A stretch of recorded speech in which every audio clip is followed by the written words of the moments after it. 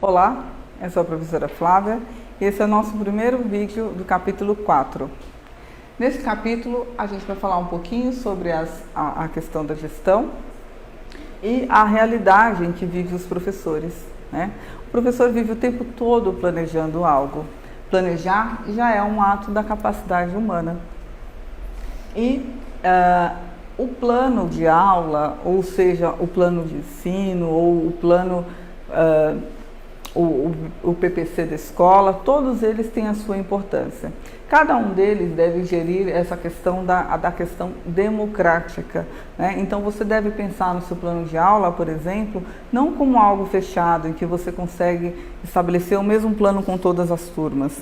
Cada turma age de uma determinada forma para uma determinada aula, e você deve repensar e replanejar essa aula. A LDB, ela exige que você pense e repense essa aula para cada vez mais faça com foco no aluno. Então, se o foco é o seu aluno, nem todo aluno aprende de uma maneira da mesma forma.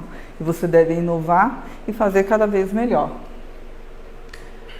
Os seus objetivos devem ser cumpridos. Então, nós temos aí, eu coloquei as esferas de planos, né? Então, a gente tem desde o Plano Nacional de Educação até, por exemplo, o seu plano de aula que você faz aí diariamente. O projeto político-pedagógico, ele deve ter o seu enfoque com a gestão democrática. Então, ele não pode ser elaborado por uma só pessoa, ele tem que ser elaborado por toda a comunidade escolar. Então, Libanho, ele traz aí uma definição do projeto, do que seria o projeto pedagógico, por exemplo, formulando aí objetivos sociais e políticos, né? Então, por meios formativos, para dar essa direção a esse processo educativo.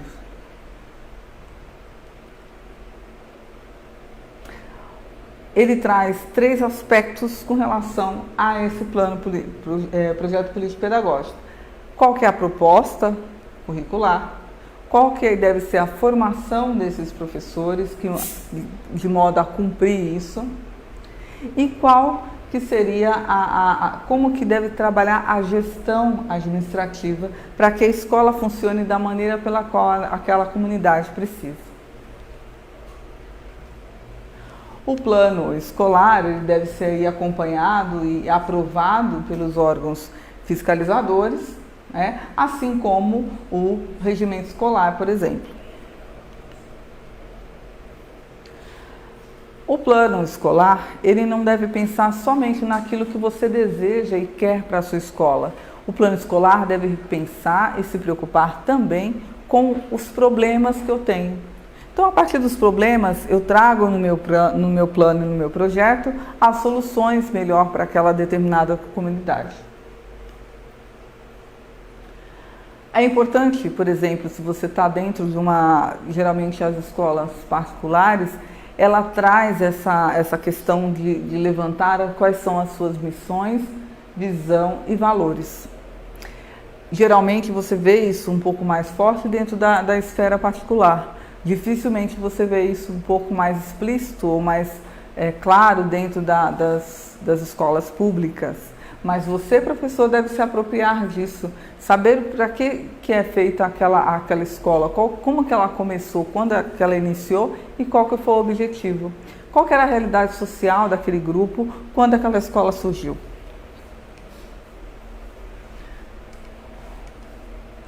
Então, quando a gente fala de gestão escolar, a gente fala de gestão pública, porque você faz para um determinado público, você faz para todos, né? Então, algumas bases aí para que vocês percebam, por exemplo, que também está relacionado lá dentro do artigo 206 da Constituição. Questão de igualdade, liberdade de aprender, ensinar, pesquisar e divulgar o pensamento.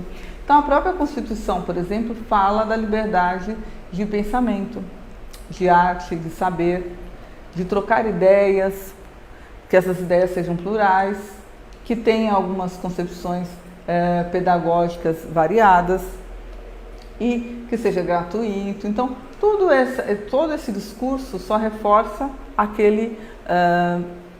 aquele parâmetro que está lá dentro da LDB. E uma coisa interessante, por exemplo, que o artigo 206 traz é o piso salarial do profissional. Para nós pode parecer um pouco óbvio que esse piso exista, mas há anos atrás não existia um piso.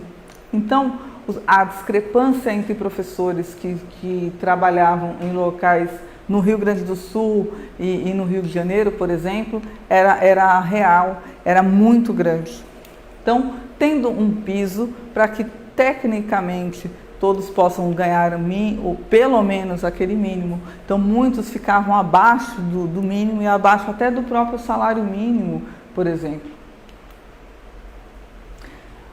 Temos aí no artigo 208 as responsabilidades do Estado com relação à educação, por exemplo. Então, a obrigatoriedade ele tem a partir dos 4 aos 17 anos. O que isso significa? Que o Estado ele deve oferecer o ensino gratuito para todos, mas abaixo dos 4 anos o Estado não é obrigado. Então isso é um problema, porque muitas vezes a mãe precisa trabalhar e deixar o seu filho na creche. E as vagas nas creches são poucas. Por quê? Porque a própria lei está expressa em que não há essa obrigatoriedade de vagas, por exemplo. Com relação também à gestão pública, a gente pode dizer que há aí uma questão do incentivo da iniciativa privada. Hoje a gente está passando por um processo em que há um incentivo também da iniciativa privada em determinados aspectos da educação pública. Há ainda em discussão a possibilidade de privatização de algumas escolas, como está sendo discutido, por exemplo. Porque aí tira um pouco da responsabilidade do Estado com relação às escolas e traz essa responsabilidade para as iniciativas privadas. Então, eu fiz aí um quadro comparativo, né? O que relaciona, por exemplo, os planos nacionais de ensino com a LDB. O que acontece dentro da esfera da gestão pública? O que você, futuro gestor, futuro professor, deve pensar em que você diz assim, professora, eu tenho que seguir a LDB, eu tenho que seguir os planos nacionais de ensino e tenho que seguir a Constituição. Então veja aqui, por exemplo, o que está relacionados, pelo menos enquanto a LDB e o PNE estão juntos ali caminhando e pensando da mesma forma. A gente tem aí o Fundeb, né, que eu deixo aí bem detalhado no nosso material, para que serve, quais são as divisões que ele faz com relação aos recursos, né? Então todos os nossos impostos que a gente faz vai para esse determinado fundo e uma porcentagem desse fundo vai, por exemplo, para o ensino fundamental, para a educação infantil. Então a gente tem aqui um quadro evolutivo, né, desses impostos, que, por exemplo, 6,6% do IPVA ia para esse recurso. Agora em 2008 foi para 13% e até 2020 a gente conta aí com 20%. Então aumentou um pouquinho da porcentagem desses recursos voltados para fundos da educação. Então aí vocês conseguem ver um pouquinho dessa gestão de recursos, deixei um link aí para vocês. Então, a escola, a sua gestão, a maneira pela qual ela deve pensar de uma maneira transversal, trazendo todas as leis e de modo que consiga proporcionar realmente educação de qualidade, ainda tem muito a se alcançar. Há um trabalho muito árduo, né? Então muitas vezes eu digo que quem se propõe a trabalhar com educação tem muitas metas aí a atingir ainda, né? Então o nosso cenário, a nossa realidade, tudo isso a lei exige e a lei fala um pouco disso, mas a gente conhece diversas realidades. Então principalmente, por exemplo, a participação da comunidade escolar. Se você abordar alguém na rua e perguntar para ela o que você já participou dentro da sua escola, o que você trouxe de ideias novas, o que você conseguiu ver acontecer. Muitas pessoas vão dizer que nunca nem foram convidadas para participar de alguma decisão na escola dos seus filhos, por exemplo. Então, é um caminho árduo do papel do gestor de conseguir trazer tudo isso. Então, muitas vezes ele ignora, né, partes da comunidade escolar que ele deveria aí incluir para ele conseguir dar conta de efetivar tudo isso. Então, a prática da gestão, ele sempre defende em todos os artigos de lei que tem que ser democrática, tem que ser aberta para todos e que tem que cumprir aí todos os seus requisitos.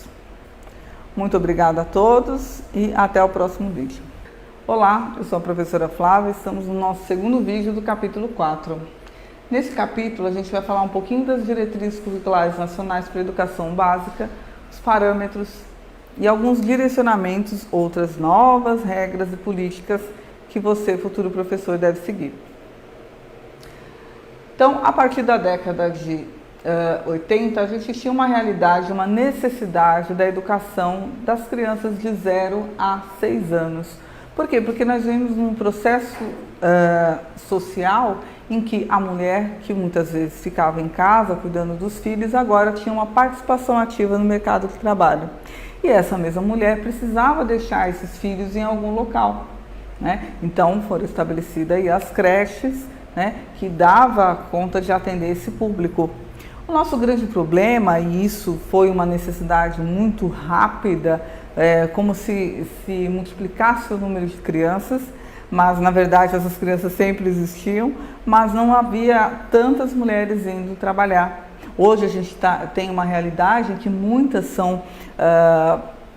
cumprem aí o papel de principal, né, na renda da família. Então, esse processo também foi acompanhado, né, essas questões, essas regras impostas também para a educação infantil, foi acompanhado também dessa necessidade social. Então, tiveram algumas leis aí que trazem alguns aspectos que a gente precisa ficar atento. Por exemplo, em 99 a gente tem aí as diretrizes curriculares nacionais para a formação de docentes na educação infantil nos anos iniciais.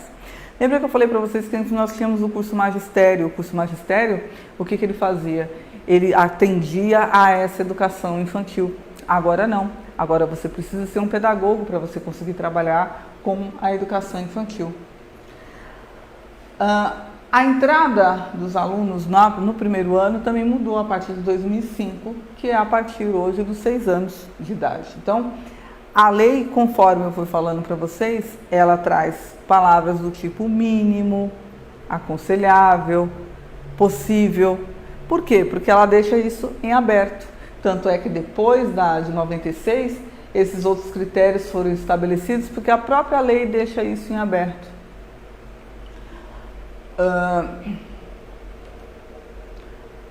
Então, eu enfatizo aí alguns aspectos, principalmente da educação infantil, né, e qual que é o período aí que compreende quem deve oferecer educação infantil. Então, creches e pré-escolas, por exemplo. Se a lei determinasse que em faculdades fosse estabelecidos, então vocês iam ver creches dentro de faculdades, mas a lei deixa claro que não. Então, a criança foi vista como sujeito histórico, participativo, que tem uma identidade desde que tem idade, e aí foi dando essa importância e esse ênfase que acabou fazendo a expansão aí das creches, por exemplo. Outro aspecto também que essas políticas trazem é o currículo, né? Então, quem vai se preocupar com os currículos? Os parâmetros curriculares nacionais. Quais os temas que os alunos devem estudar?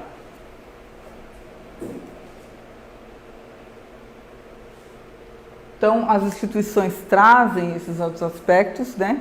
Que é uma educação integral, como projeção, a maior participação da família e da comunidade, né?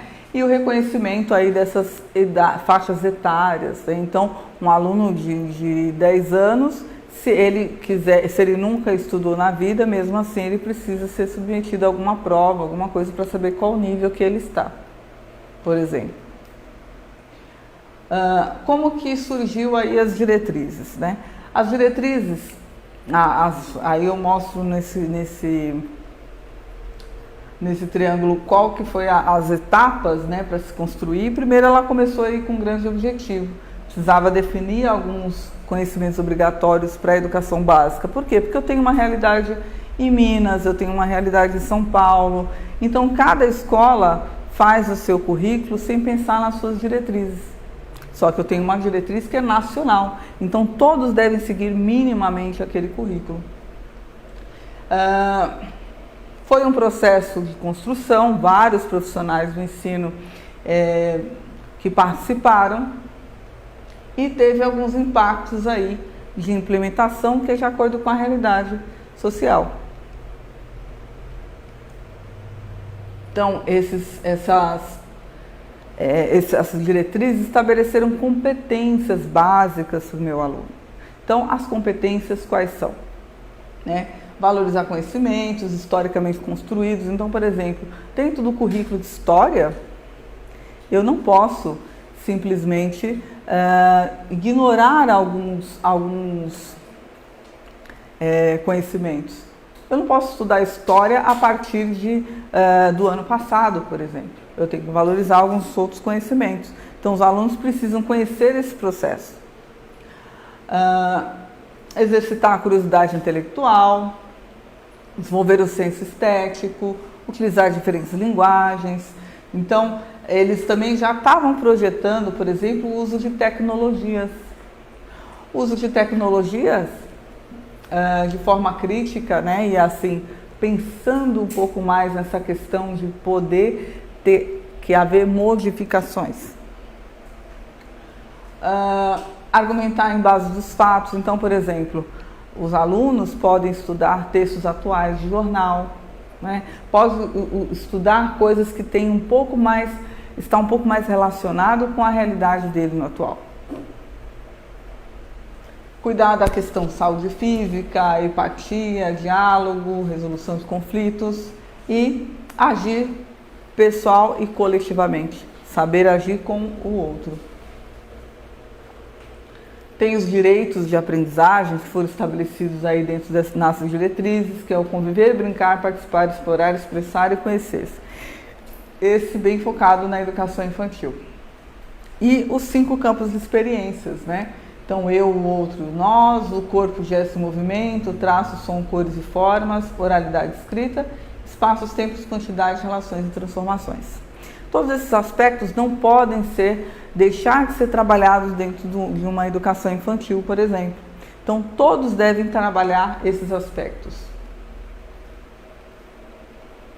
Então, aqui eu deixo um exemplo para vocês, por exemplo, no aspecto de traços, sons e cores, quais são os objetivos que a escola deve trabalhar e estabelecer com os seus alunos. O currículo, né? Então o currículo foi o grande foco dessas diretrizes, a preocupação de estabelecer temas e conteúdos em que todo o Brasil inteiro tem que estudar as mesmas coisas e trabalhar as mesmas coisas. O tema é o mesmo, agora a maneira pela qual aquela realidade escolar vai trabalhar, que é o diferencial de você, professor. Então, nós temos lá os parâmetros curriculares nacionais. Esse é um documento de 1997, mas que ele traz algumas coisas bem atuais, que ainda, por isso que ele ainda não foi um documento que foi renovado ou tem alguma realidade que está muito fora e precisa ser modificado. Então, qual que é a função? A função dos parâmetros é oferecer essas linhas norteadoras, sobretudo do currículo. Quais conteúdos, o que ele precisa aprender nesses aspectos? E o perfil do professor também é trabalhado nesses documentos. Como que o professor deve trabalhar a questão do ensino-aprendizagem? Como que ele deve estimular o seu aluno para aprender e estimular nesse processo? Então eu trouxe aqui as bases, né, que eu coloco detalhadamente, quais são os temas que os parâmetros trazem. Geralmente tem alguns que são transversais, né, então ética, meio ambiente, saúde, orientação sexual e pluralidade cultural. E eles trabalham dentro desses temas, que já são grandes temas, é estabelecida uma interdisciplinaridade entre eles. Os referenciais curriculares, que trabalham sobretudo a educação infantil, também traz esses aspectos. Então, eles, juntamente com as diretrizes, vão trabalhar na questão da educação infantil. Então, eu coloquei alguns detalhamentos, as capas desses documentos vocês encontram facilmente na íntegra para poder acompanhar. E é isso. Você, professor, a sua ação vai ser direcionada também nesses currículos. Você precisa conhecer esses documentos, se apropriar desses documentos. Até logo, até o próximo vídeo. Olá, esse é o nosso último vídeo do nosso capítulo 4. Nesse capítulo, eu vou falar um pouco sobre a implementação da BNCC. Esse documento, ele foi já projetado dentro da LDB. Por quê? Porque havia a necessidade de ter uma base nacional comum curricular. Esse documento, ele não foge dos parâmetros curriculares nacionais, nem dos referenciais e nem das diretrizes. Esse documento, ele traz uma nova forma em que você traz uma realidade bem trabalhada com os seus alunos, e temos aí muitos projetos muito bons que foram aí implementados dentro desse BNCC. Então, até o ano de 2020, né, como essa base, ela tem que ser implementada em todas as escolas do Brasil. É fácil isso? Não. Mas, para chegar lá, qual que é o papel mais importante? A questão da gestão. Se a gente tem uma gestão democrática, lembra que eu falei para vocês da questão dos projetos. Se o professor ele tem a liberdade de criar, dentro ali dos conteúdos estabelecidos pelos parâmetros, trazer projetos em que eu posso trabalhar a base nacional comum de uma maneira atualizada, de uma maneira agradável e de uma maneira que vai trazer resultados de uma maneira efetiva, isso funciona perfeitamente. Ah, professora, mas será que isso não é uma ilusão? Isso não é uma questão de um pouco exagerada, de acreditar que vai conseguir trazer uma aula que vai ser boa para todo o Brasil? Não, isso já é uma realidade. Vocês podem aí acompanhar dentro do próprio site do BNCC, projetos que foram efetivados e estão sendo replicados no Brasil inteiro. Então, esse documento, essa base que faz com que aqueles conteúdos necessitam, a necessidade social de serem trabalhados, né? Por quê? Porque eles trabalham o quê? Aprendizagens essenciais. Um aluno não pode avançar para um determinado nível sem ter esse tipo de noção, essa sensibilidade. Essa realidade da base nacional está sendo trabalhada não só na esfera pública, está sendo trabalhada também nas esferas particulares. Algumas escolas hoje exigem, por exemplo, que o professor, ao ingressar na escola, ele demonstre conhecimentos na BNCC, porque isso demonstra que ele está atualizado, isso demonstra que ele vai conseguir fazer o trabalho de uma maneira com sucesso aí com os seus alunos. A BNCC, ela busca garantir essa aprendizagem, né? Então, enquanto nós vivíamos lá no mundo das ideias, a LDB projetou a existência da BNCC de modo para conseguir, depois de estabelecidas aquelas metas, para que elas sejam efetivadas. Esse era o caminho. Então, por isso que a LDB ele é um documento atual, porque ele já projetava a existência da BNCC, por exemplo. Então, por que eu tenho que aplicar a BNCC na minha escola? Quais são as vantagens que eu tenho de ter uma BNCC no Brasil inteiro, né? A BNCC é um exemplo que já é, por exemplo, trabalhado em outros países em que estão com nível escolar um pouco melhor, que demonstram em resultados uma qualidade de ensino um pouco melhor. Então, é seguindo esses modelos, né, que funcionaram, que a BNCC se baseia. Então, a gente tem aí ele como referência, né, para poder acompanhar a trajetória escolar. Então, ele se adapta, ele é feito de acordo com a idade, ele é feito de acordo com até o desenvolvimento cognitivo de determinadas faixas etárias. Então, a gente tem, por exemplo, a pensar em determinados campeonatos, né? Por exemplo, o campeonato da matemática, que é feito aí com pessoas de vários países. Quais são os conhecimentos mínimos que esses alunos têm que ter, né? Quais são as noções mínimas para eles conseguirem se equiparar e ficar tão quanto igual uma criança da mesma idade na China, por exemplo, né?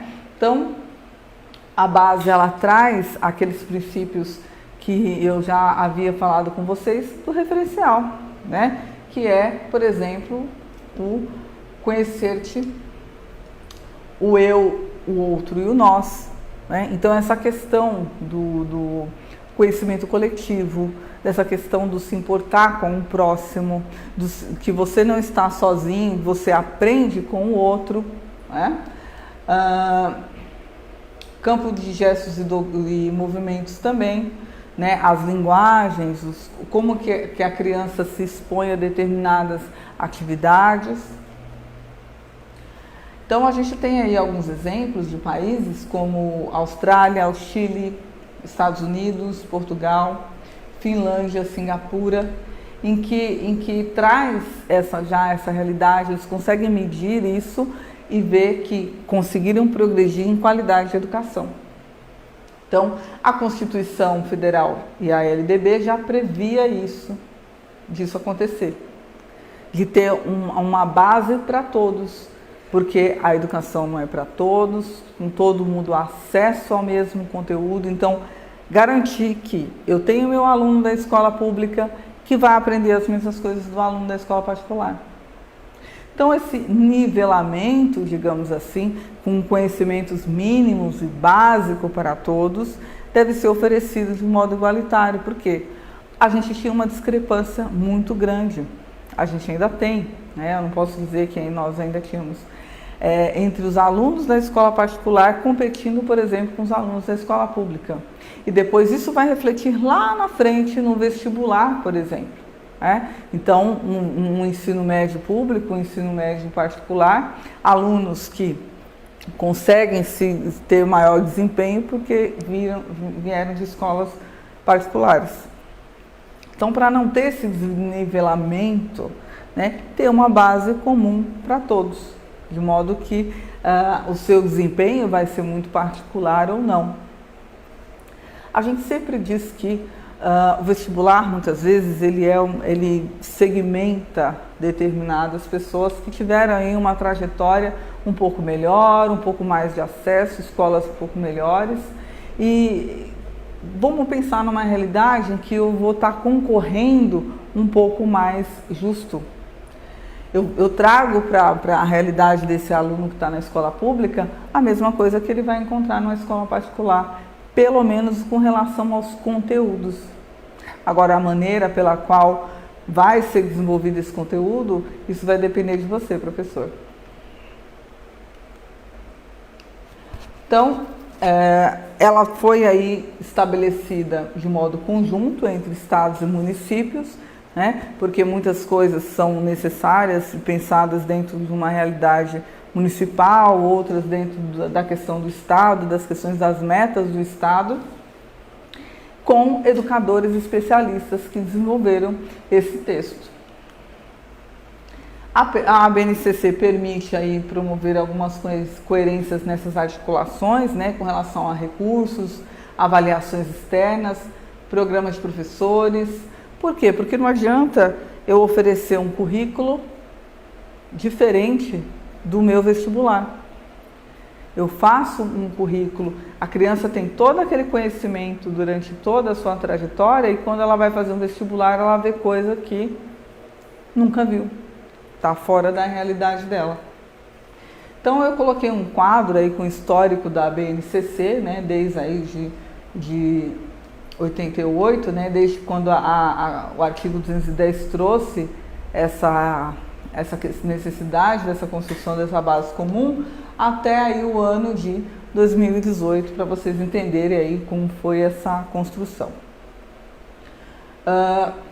Então, essas propostas pedagógicas, né, que pegam toda essa esfera da educação básica, tem esse objetivo aí principal. Então, estabelecer habilidades e competências comuns. Né? Então, diminuir um pouco essa questão da desigualdade. Então, é isso. Agradeço a vocês e até o próximo curso.